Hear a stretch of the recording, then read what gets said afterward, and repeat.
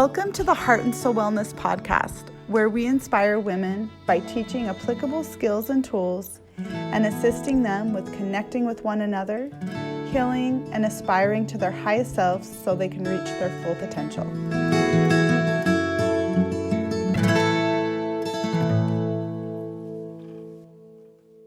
Thank you so much for joining us. It's such an honor to be with you today. So we are so pleased to have Jennifer Cardinelli with us today. And she's incredible. She's a nutrition coach and she does so many incredible things. She is a nutrition coach at Heart and Soul Wellness. And so we are so excited to learn all about her and all of her insight and knowledge into nutrition. So today we're going to be talking about the mind-body connection through nutrition, which I love because Heart and Soul Wellness is all about mind and body connection and bringing our heart, mind, and soul together. And so we're excited to talk today. I'm super excited.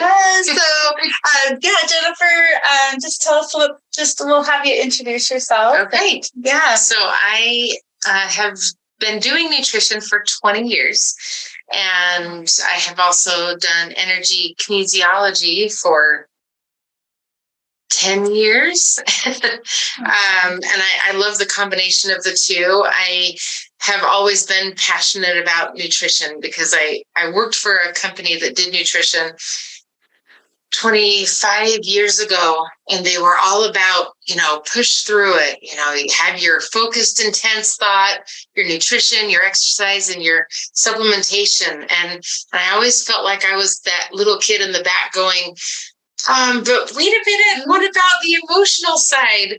Right. What about the beliefs and the emotions that go with nutrition that can have an effect on how we eat, our relationship with food, and how we live. So that became a passion for me. I love that.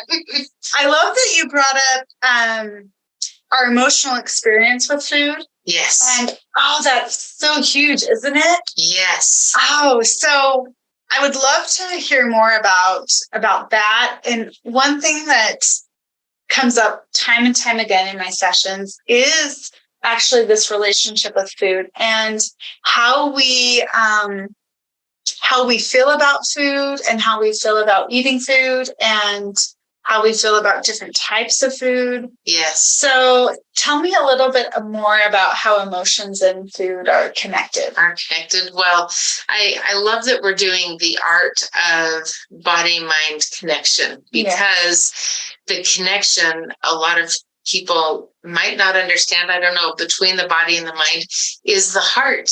Yes. And that's where we have emotions. And so food is something, it's so tricky because we have to have food to sustain life. Mm-hmm. We also use food in a lot of different ways. We use it as reward and as punishment, with our kids or when we were kids, and we use it for energy and we use it to celebrate. And there's so many different ways we use food, and it oftentimes becomes an addiction or becomes something that we don't have a good relationship with. And yet we can't, it's not like with other types of addictions where you can just walk away. Right. You can't walk away from food. You have to, some people try. I have seen some strange diets where people try to just go without food. It's not sustainable. But when we can come to a place where we can make a choice, this is my goal with people, is to help them be able to have a choice. And if they're going to choose to eat something, to be congruent on the inside, to not have the internal conflict. Have you ever had a time where you sit and eat a bowl of ice cream and you're like, why am I doing this? Almost not even enjoyable at that point. You're so hard on yourself about it. Right. Or you wake up the next morning and you're like, what's wrong with me? You have this internal conflict. Our bodies are doing the best it can to sustain us and to do what we want it to do. That includes all of our subconscious beliefs and thoughts and the emotions we have. Our bodies are like, okay, I can do that, or I can manifest that. And so if we're eating something and we are totally good with it, we are happy with what we're eating, we're okay, we're congruent, our body's going to absorb what it needs and let go of what it doesn't. Okay. So what I'm hearing is if I am eating like a bowl of ice cream or like my favorite treat and I'm beating myself up about it the whole time. Or it could even be a steak, right? Sure. If I'm not enjoying that experience, then it's going to affect the way my body is able to absorb the nutrients. Yes. Interesting. Even a plate of broccoli. Like you can be eating broccoli and like, right? And not enjoying it and not liking that it's something that you have to do. Then your body is like, wait, what do you want me to do? Do you want me to absorb this? Do you want me to push against it? Do you want me to kick out? It plays a huge role. Our emotions, even when we sit down to dinner, are we focusing on what we're eating? Are we focusing on the gratitude for what we're eating? Or are we like, I'm so upset at blah, blah, blah, or I've got so many things to do and our brain's everywhere else. And we're not even like, there's no relationship with the food that's in front of us. And that can make a big difference too. Absolutely. So I teach a mindfulness-based stress reduction class. And we actually experimented with this last night with a raisin, where we really took our time with our raisin. And so that's awesome. And so, we explored through sight, the colors, the texture of the raisin, and then even through hearing and taste. So it's interesting the experiences we have when we actually pause with our food, right? Oh, heavens, yes. There's just a difference in the way you feel and your mood. Yes. And so that's another question I have. Well, actually, I have two questions. I'll start with the first, then I'll go to the second. The first is then, how does nutrition impact our mood? So, for example, what kinds of foods are going to help us with feeling better, right? Like feeling more energized or feeling supporting our mood, right? Supporting the happiness and joy and all those things. And what are some of the foods that are maybe going to impact us in another way? Those are great questions. Yeah. So all food carries a light or a lack of light with it. The more raw a food is, the more it, how do I say this? The more it can carry its own energy, the more it digests itself. It adds to our body what it needs. So if I eat a big cookie, it's cooked, it's processed. It doesn't have anything to sustain itself, to digest. And so my body is going to pull from wherever it needs the enzymes and the acids and the things to break down that cookie to try and get some kind of nutrition from it. And you can get some kind of nutrition from it, but it is pulling from the body. Versus if I were to eat a pineapple, actually, pineapple is one of the couple of foods that has more enzymes than what it needs, which is why people like to use pineapple for enzymes. But interesting. Yeah. Pineapple's papaya. But you eat that and it has what it needs. So it's breaking itself down and it's very easy for the body to digest it and take what it needs. It lifts. It's something that supports our mood, our every function of our body. So if we eat things like, there's two schools of thought here. Eat things like fruits and vegetables, complete foods that are complete. So a complete protein. A steak is not a bad way to go, or the rice and the beans together. Right. A complete protein powder even with a good source like water or homemade almond milk, something like that to go with it.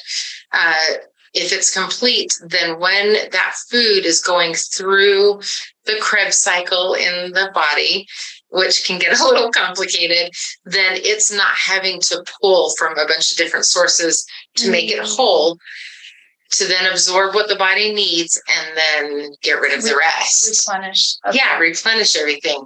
So the more whole we can eat foods, then, and that kind of goes for anything, then the more light and lifting and better moods that we will be in.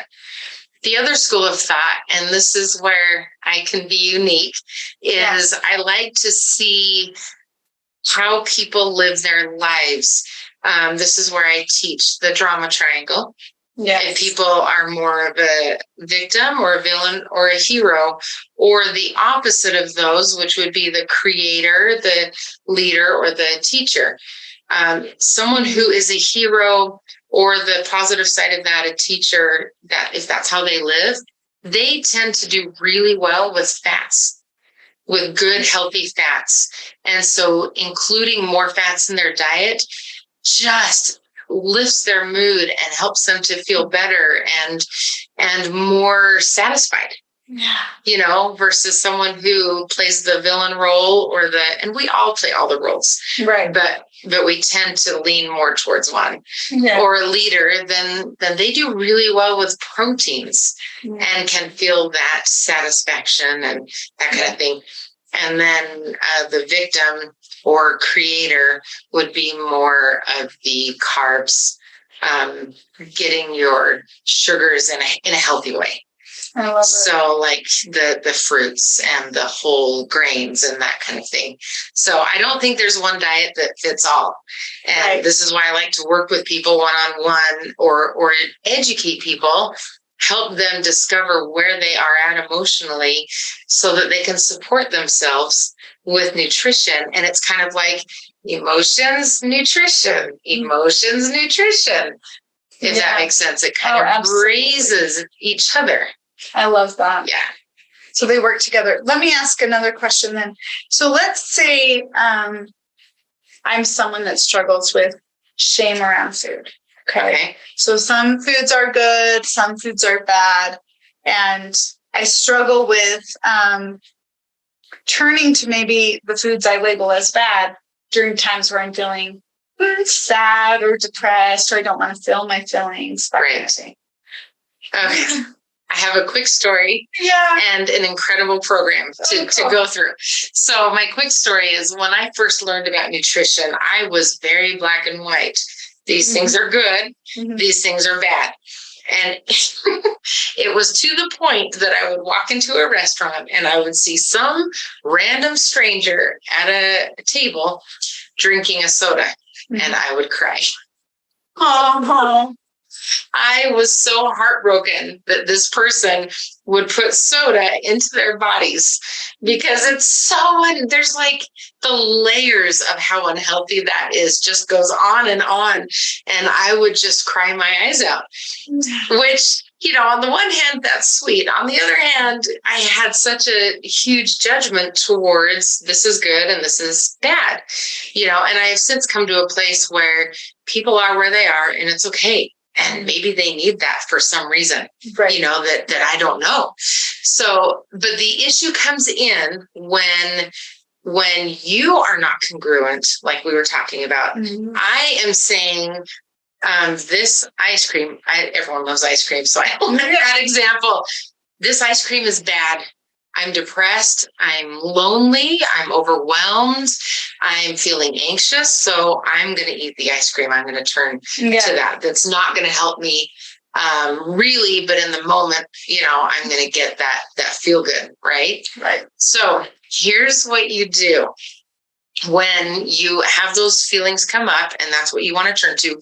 Or if you know that it's coming, I know I'm going to a party. They're going to have all these foods that I don't feel like I should be eating, but I'm going to see it and be like, done, I'm eating it. Right? Right. So you can go through a program where to just give you the gist, you breathe, you stop and you breathe. You take some deep breaths. Okay, that kind of starts to bring you into your body. Mm-hmm. And then you move. You can either rub your arms and legs, or you can walk around or stretch, to really start to bring yourself into your body. Mm-hmm. Okay, and then you kind of come. So what I do is I'm stretching and I put a hand on my forehead to bring my awareness to my mind. What am I thinking about? What is going on around me? What are the circumstances that are causing me to go for those foods? Okay. And then once I kind of have that awareness, then I bring my hands down to my heart. How do I feel? This is where the connection starts to come in. What are my feelings? What do I really desire? Underneath of it all, what are the feelings I have mm-hmm. towards this food? Okay. And once I have that feeling, I'm going through this really fast. Then I look beyond. Let's go past this stress and depression and overwhelm, whatever it is, or beyond the party. Who am I on the other side of that? What are my goals? What are my desires? Okay, now I have clarity about what I really want, what I'm feeling in the moment, which is okay. I'm in my body, and now I can make a choice. Nice. So I make a choice to eat it or to not. Mm-hmm. And it doesn't matter what the choice is. Like, your choice is your choice, and it's okay. Right. But the 7th step is to enjoy. Mm. If I'm not going to eat it, enjoy that choice. Yes.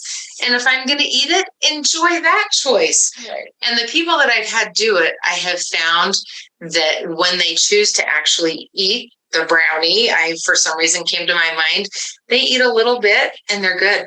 They're okay. Mm-hmm. That's all they needed. And now they can move on. And they were okay with that choice. Right. Or not. I've had a lot of times where I've done that myself and I choose not to. And then I go to the party and I'm good. Like, people are walking around with their cake and cookies, and I'm like, mm-hmm. I'm good. Yeah. There's no internal conflict there either.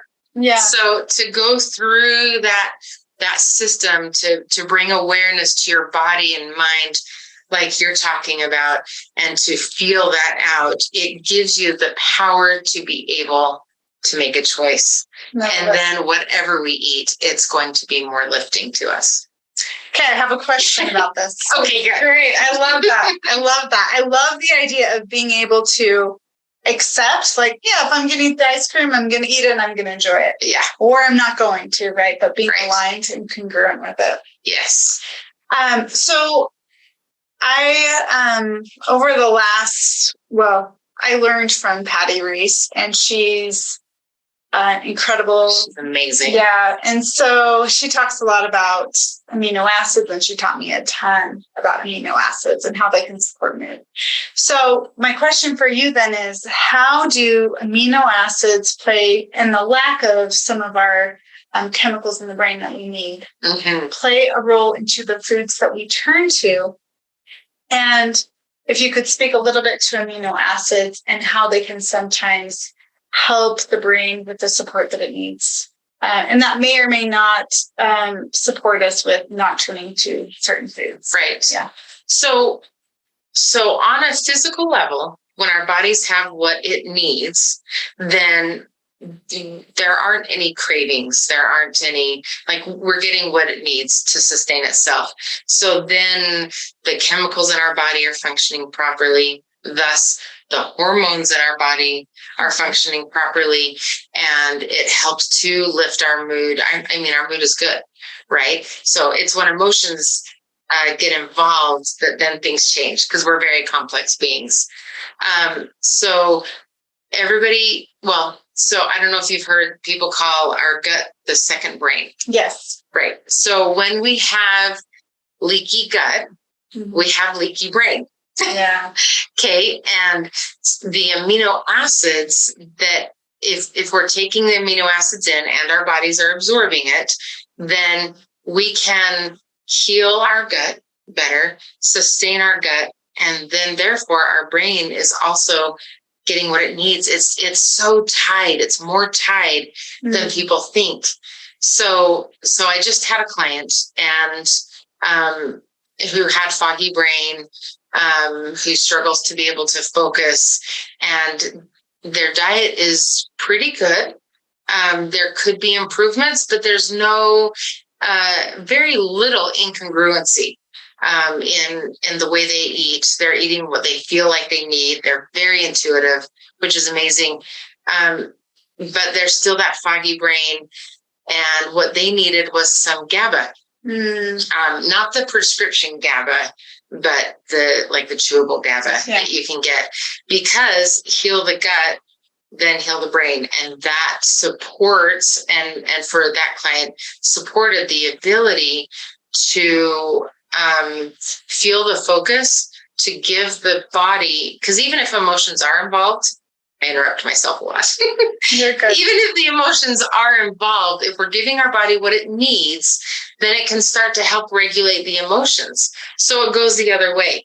So for this client to get the amino acids that they need through several different sources, and then to add that GABA in, then they were able to feel better, to get rid of the foggy brain, and also to lift their mood, so they have a huge feeling of not being worthy. And even though there's some trauma and some things involved in that, when they got the nutrition they needed, like you're saying, amino acids is one of the things that's important, then they were able to overcome those feelings. It's kind of like getting the support you need, so that now it's easier to change the patterns and the beliefs. I love it. Yeah. Yep. So food really does impact the way we feel about ourselves, but also our thoughts and then our choices. Yes. I love very much. It's it's so back and forth, and what people need are different. And so sometimes someone's hormones are so out of balance. So we need to work on that, and they're like, why am I depressed? Why am I depressed? I had a client whose progesterone was so low, and they thought they had severe depression, but actually their progesterone was incredibly low, causing depression. So we boosted that up, and then fine. Love it. You're fine. Good energy. I love good it. mood. Right? That's awesome. Yeah. One last question, just as we're wrapping up, is what are some affirmations or some ways that I can start to change the way I think about food? Okay, so there's the emotions, and then there's my experience with food, but then there's also my thoughts and how I show up with food. So if I'm wanting to change the way I view food, what are some of the positive affirmations or ways that I can change my thoughts when I start to eat? So the biggest help I've ever seen for anybody is gratitude. And then we teach people I teach people to do what's called a sacred meal. And I say, just do it once and see how it goes. And then maybe just once a day. So what a sacred meal is you sit down with your food, you put away your phone, you put away any kind of distraction, and you sit with your food. And whether it's through prayer or meditation or just like settling into yourself, you feel and express gratitude for the food you're about to eat. You feel settled, and then you start to eat it. And kind of like you're saying you did last night, feel it, taste it, be aware of what you're thinking and feeling. So the gratitude in the first place helps a lot. Saying, I'm okay with what I'm eating. Because if we can't be okay in the first place, it's going to be hard to shift. So I'm okay with what I'm eating. My body gets exactly what it needs. Then that can start to change. Then suddenly I'm like, I kind of want a salad. Yes. Or on the opposite end, I think I'll eat a bite of that cookie and then I'm good. But I'm okay with what I eat. My body gets what it needs. My body gets the nutrition it needs. and gratitude for anything. Shoot, if I have an experience where I eat something and then I was depressed about it, thank you, body. Thank you for showing me that was a choice that I really didn't want to make. I wasn't congruent. Now I can learn for the next time. I love it. Yeah. Did that answer your question? Yes. Okay, good. That's so awesome. Yeah, I love how gratitude really can shift things. And so what I would recommend also is starting with the little things. Yes. Starting with the little things. If there's not big things that you can come up with, starting with the small little things like, the kind cashier during your day, and then maybe just your meal, thank you for the people who prepared it. If you prepared it, acknowledging, I put a lot of work into this and that kind of thing. And even encouraging gratitude with your family can be a beautiful practice. So, oh heavens, yes. That's a big thing that we focus on in my house, is being grateful for whatever we do or don't get. And then the other small change, since you mentioned, if I can mention, water. Oh, yes. Water, and everybody preaches that water is such a big deal, and it is a big deal.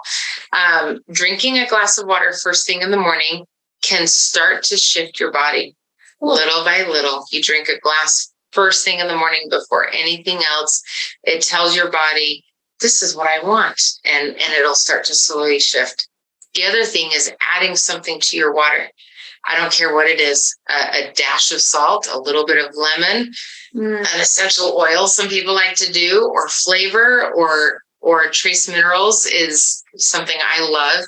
Adding something to your water, for some reason, our bodies will absorb it better. And if we're getting the water we need, so many people are dehydrated. I'm dehydrated.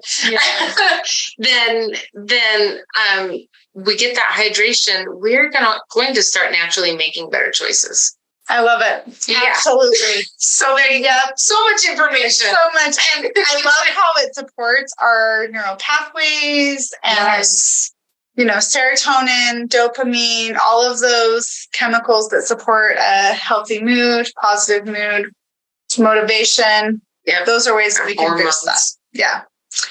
Thank you so much for being with us. And then we're going to include our website in the show notes, and you can reach out to Jennifer if you'd like to schedule a session. And she's also going to be hosting some workshops at Heart and Soul Wellness. Super excited. Yes. Thank you. Thank you so much. Of course. Thank you for listening to the Heart and Soul Wellness podcast with your host, Sarah Carter.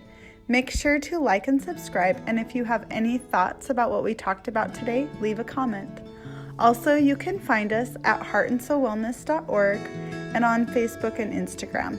Join us again as we continue to help women heal, connect, and aspire to their true and authentic selves.